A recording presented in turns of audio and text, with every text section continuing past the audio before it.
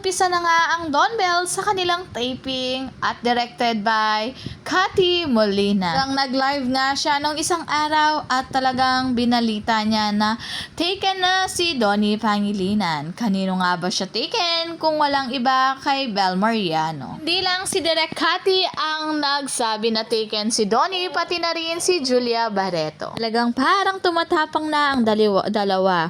Dahil na-interview nga si Bel Mariano, pwede naman niyang sabihin na were friends sila ni Donnie pero wala siyang sinabi. Sinabi niya lang na support each other. Tama nga naman, she can easily say that we are just friends, but no, her answer speaks a lot their relationship. Ang panatag na panatag si Donnie Pangilinan kahit hindi niya kasama si Bel Mariano sa kanyang interview. Dahil napakatalino at napakagaling sumagot sa mga interviewer si Bel Mariano.